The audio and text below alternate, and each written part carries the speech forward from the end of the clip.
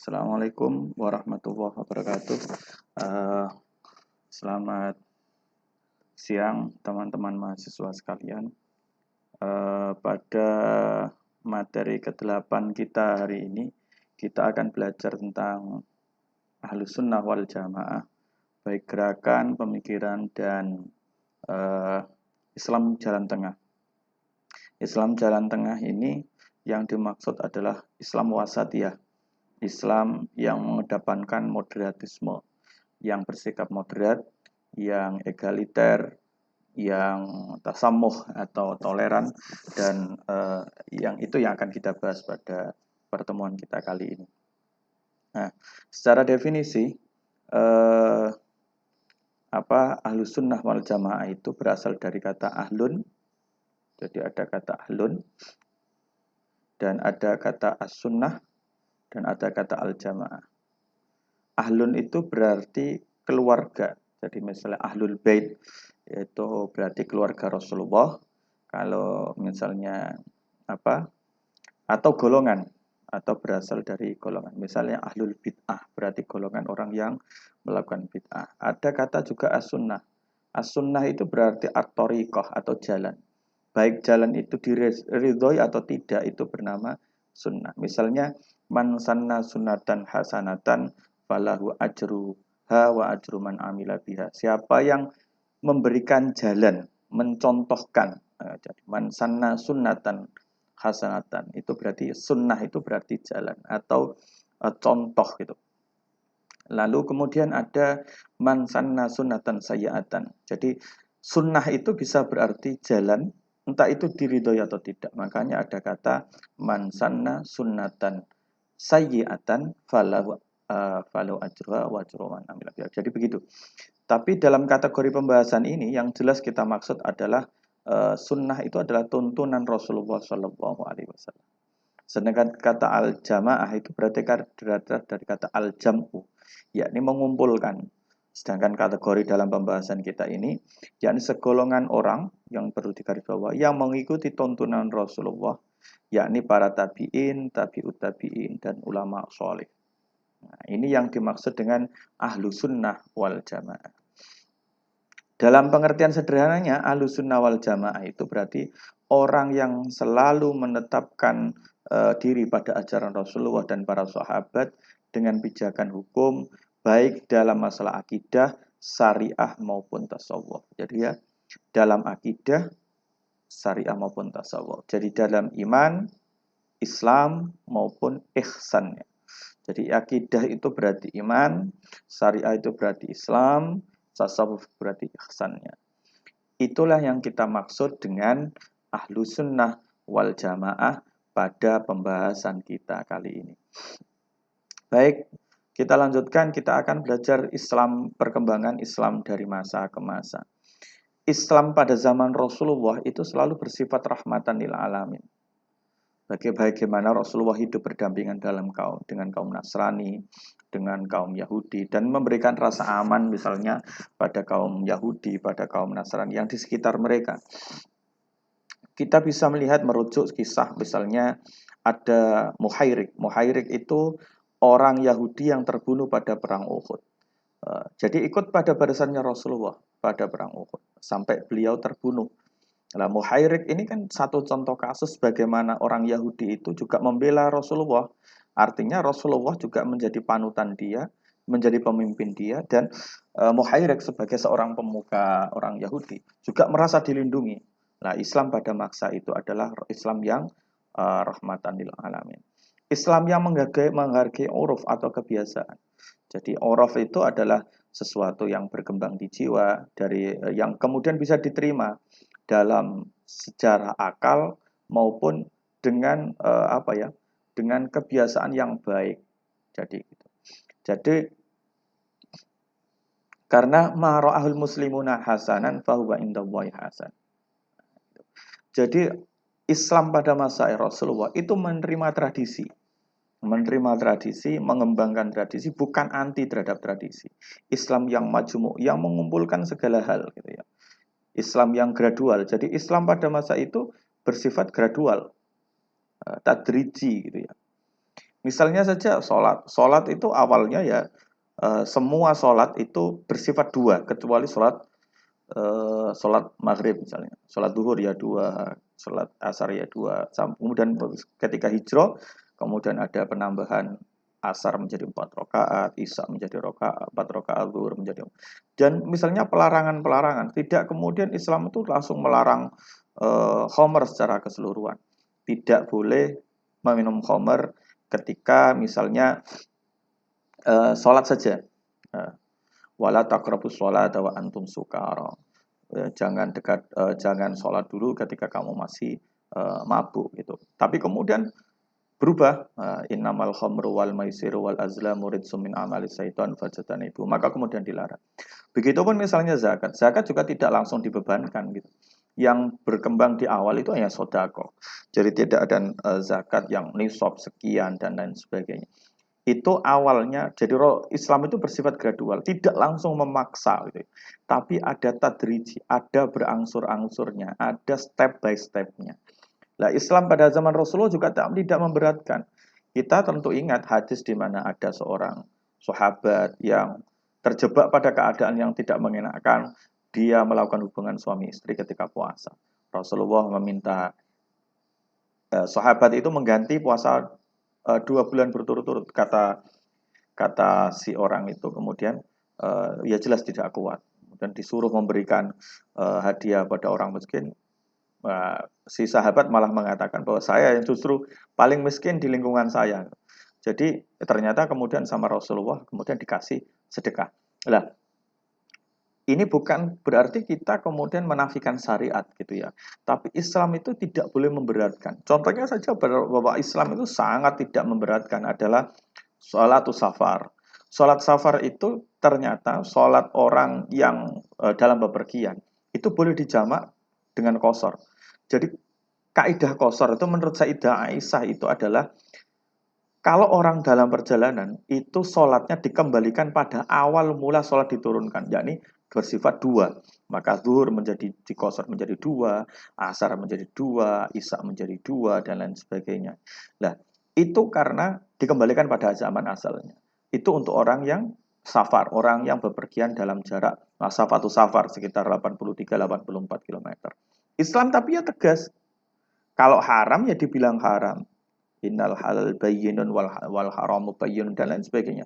Bahwa halal dan haram itu jelas. Nah, pada masa ini Islam itu ditegakkan dengan sangat tegas itu. Tapi juga tidak memberatkan. Nah, ini Islam yang sangat luar biasa.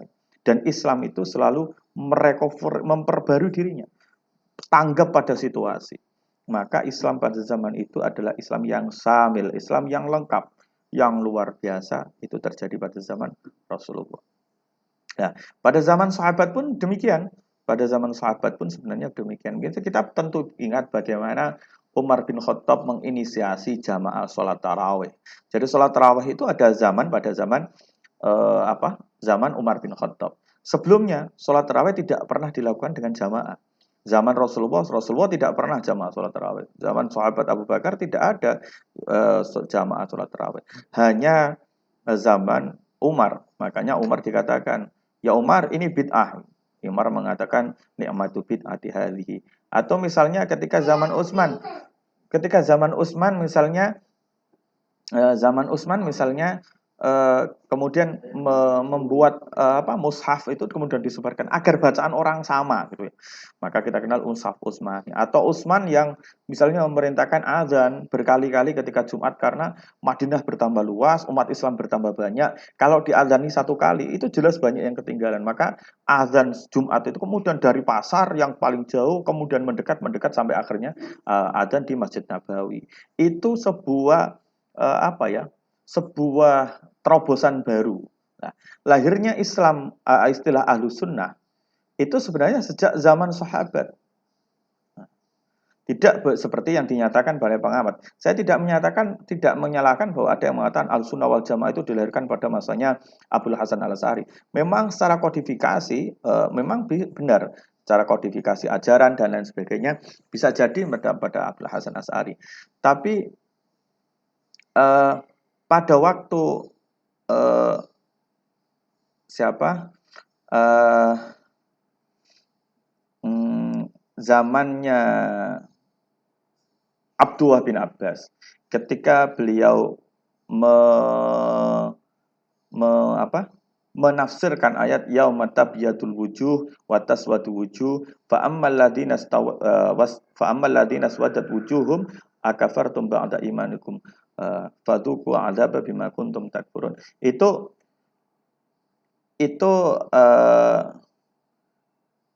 Ibnu Abbas mengatakan, qala Ibnu Abbas, ini yang dimaksud. Nah, adapun yang hitam mukanya itu kemudian disebutkan. Qala Ibnu Abbas, yang tabyadul wujuh itu adalah ahlus sunnah wal jamaah. Ahlus sunnah wal jamaah. Ini tabyadul wujuh. Nah, sedangkan yang wataswadu wujuh ini adalah menurut Abdul bin Abbas adalah ahlul bid'ah wal dhalalah. Jadi istilah ahlus sunnah wal jamaah itu sudah berkembang. Tapi jadi ahlus sunnah itu yang memang ada pada zamannya Rasulullah diajarkan, tapi tidak dinamakan, gitu ya. Ya, jadi penamaan istilah term itu mungkin lebih terkenal ketika zamannya Abul Hasan al-Asy'ari. Jadi kalau Ahlus Sunnah dibilang baru ya tidak juga. Ahlus Sunnah ini adalah rentetan bagaimana Islam yang musalsal gitu ya, yang berhubung, yang terhubung, yang tersanatkan, yang terikatkan pada ajaran-ajaran baginda Nabi Muhammad SAW, baik secara naskhi maupun manhaji. Nah, gitu. Baik secara nas, gitu, ada nasnya jelas, atau yang secara manhaji, metodenya itu sama dengan yang dilakukan oleh baginda Rasul Muhammad SAW. Gitu. Lah, ada tokoh-tokoh penting yang perlu kita ketahui. Misalnya ada 3 tokoh dalam keberlangsungan Islam itu ada 3 tokoh yang perlu kita ketahui. Yakni ada ruh tajdid, ada ruh pembaharuan. Karena tanpa tajdid Islam itu akan mengalami pengasingan diri. Tanpa adanya pembaharuan, tanpa adanya respon pada perkembangan zaman, maka Islam itu akan dianggap sebagai barang yang usang, yang tidak kompatibel dengan zamannya. Nah, misalnya yang pertama adalah Imam Syafi'i. Imam Syafi'i ini mengkompromikan antara tradisi Mekah yang nas.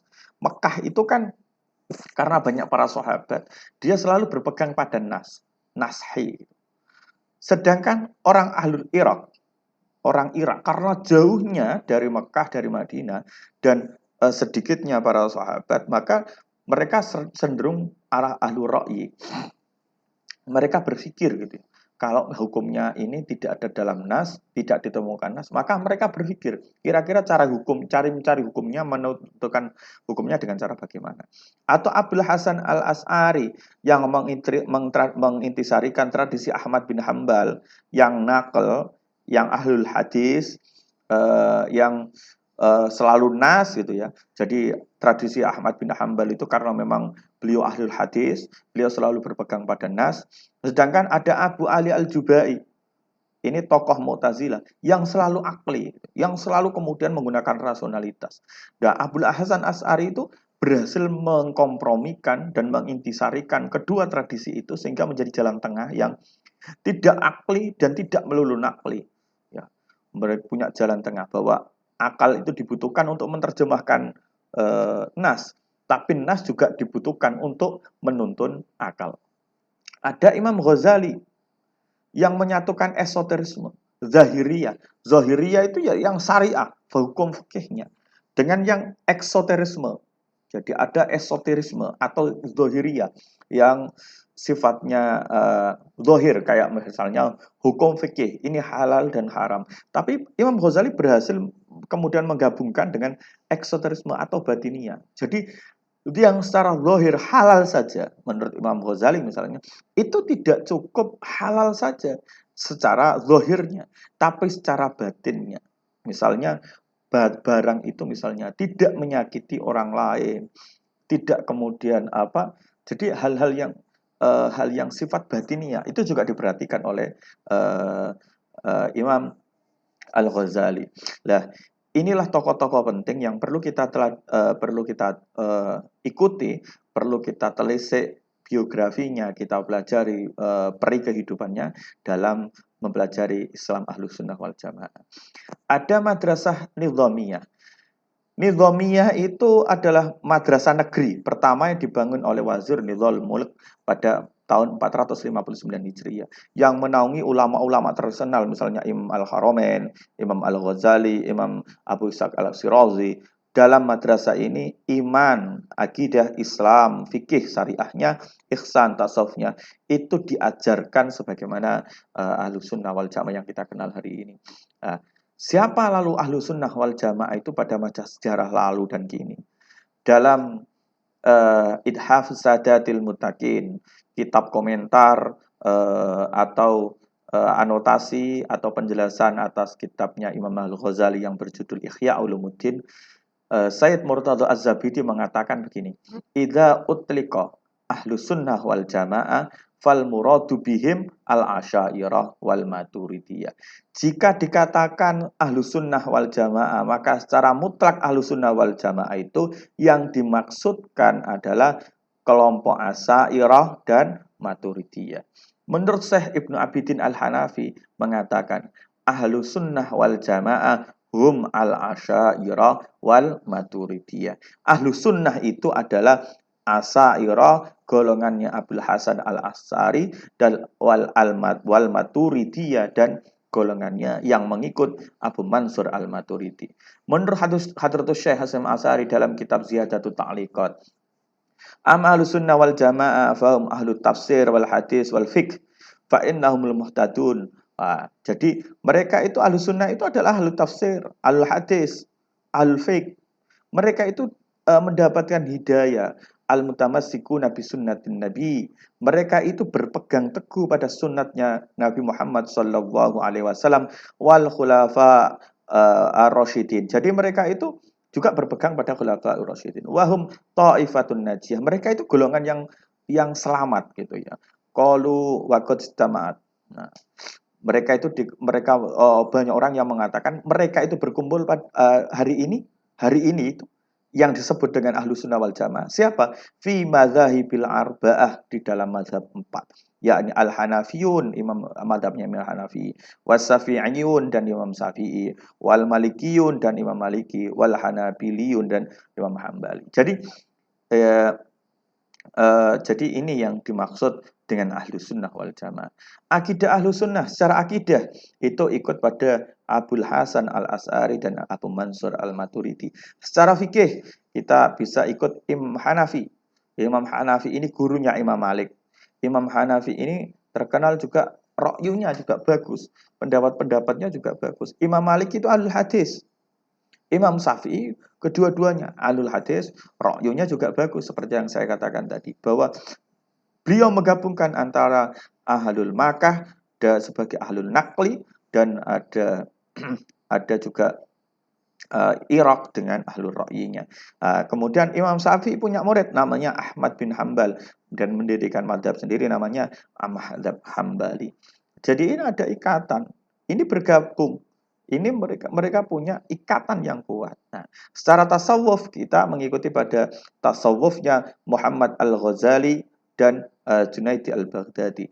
Tasawuf yang benar-benar di jalan yang benar gitu ya. Bukan tasawuf yang kemudian menghilangkan ruh syariatnya, ruh fikihnya, ruh jalan syariatnya. Jadi tasawuf yang benar-benar tulen gitu ya.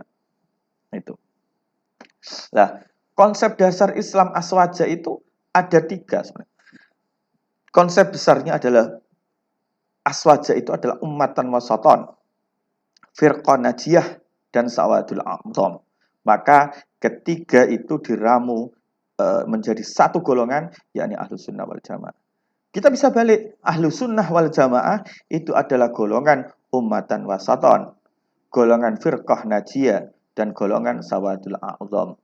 Golongan umatan wasaton, umat-umat yang moderat, firqah najiyah, golongan yang selamat, dan sawadul a'zam, golongan mayoritas gitu ya. Petunjuknya bagaimana? Umatan wasaton itu wa kadzalika ja'alnakum ummatan wasaton litakunu syuhada 'alan nasi wa yakunar rasulu 'alaikum syahidan. Dan demikianlah aku menciptakanmu sebagai umat yang moderat. Moderat, yang adil, yang tengah-tengah. yang tidak terlalu ekstrim, juga tidak terlalu liberal, gitu. Tidak radikal kiri, tidak radikal kanan, tidak kemudian abai pada syariat, juga tidak yang selalu syariat sentris, kemudian mengabaikan hal-hal yang lain.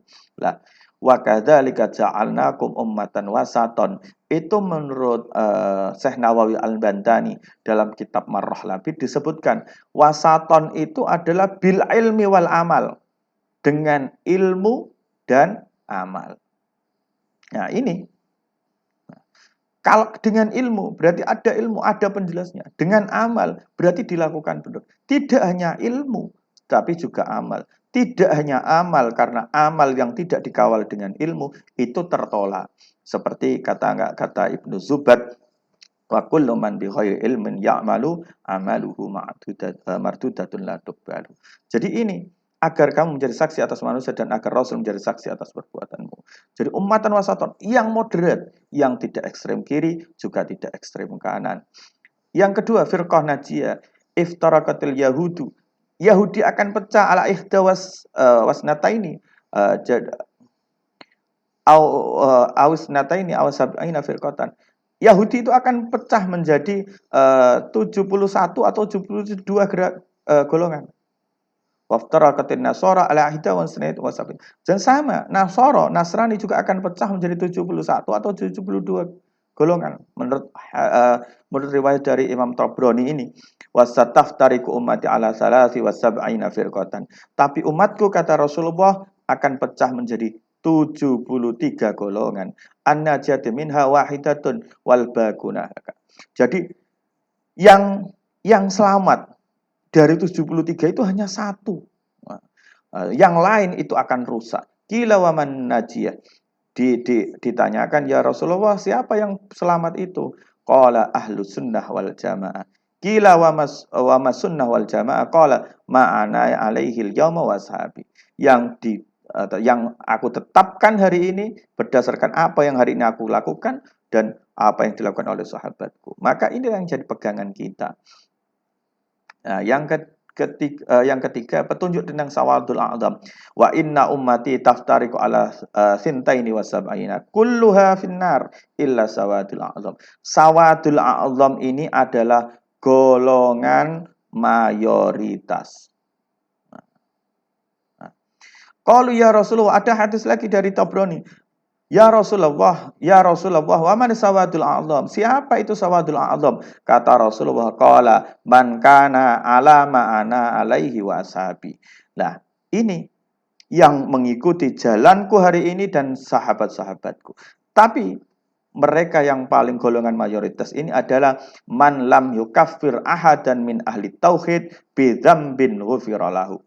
Orang-orang yang sawadul a'zam itu tidak mengkafirkan seseorang dari ahli tauhid bidzam bin ghufira lahu.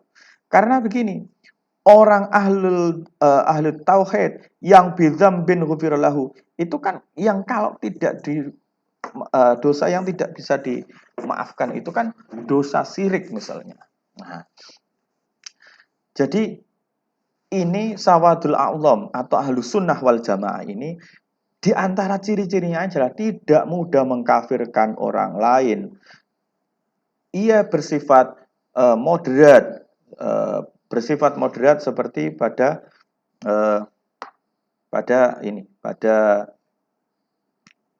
apa namanya? Pada keterangan yang lalu bahwa apa namanya?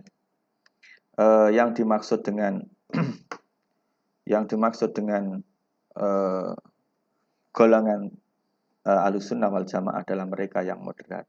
Jadi itu yang bisa saya sampaikan. Terima kasih. Wassalamualaikum.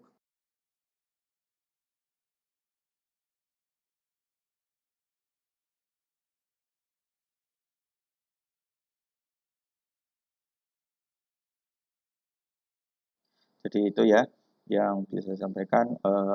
Terima kasih. Semoga kita diberikan kesehatan. Dan saya akhiri. Wassalamualaikum warahmatullahi wabarakatuh.